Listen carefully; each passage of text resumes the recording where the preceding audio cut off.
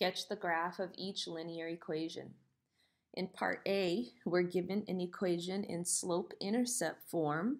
So from looking at this equation, I know that my slope is -3/1, and my y-intercept is the point 0, 2.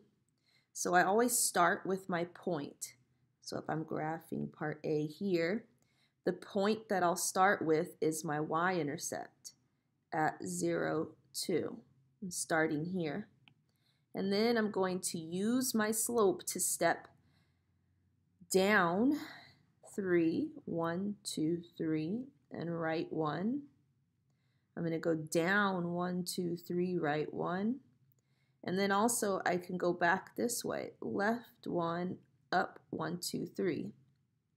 So I want you to fill your grid with as many points as possible on my quizzes and tests.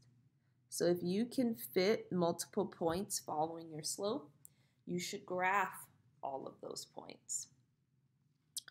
So in part B, now we have y equals -3, which means it's horizontal, a 0 slope. So if I graph part B here, if y is -3, that means I want every single point where y is -3. So that's here. On all of these points, y is -3.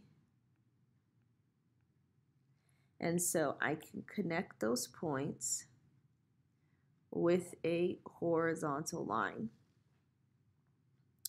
Now in part C, I have an equation in point-slope form. So this is the form y minus y1 equals m times x minus x1. So from that, I can see that m is 1/3, and the point that they've given me, x1, y1, is -2, +1. So it's easier just to pick it out in point-slope form instead of trying to convert it to slope-intercept form. So the point I'm going to start with is -2, 1. And then I'm going to use my slope to step to my other points, up 1/3, up 1/3. And I can also go back 3, down 1. So I'm filling my grid with as many points that can fit as possible using my point-slope form. So this was part C.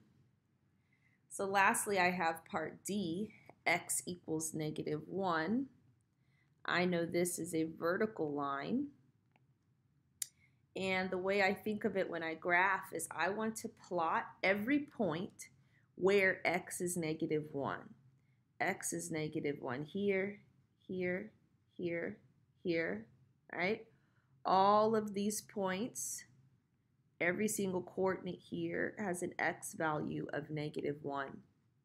And then I'll connect with a vertical line. So we can graph lines that are given in any form.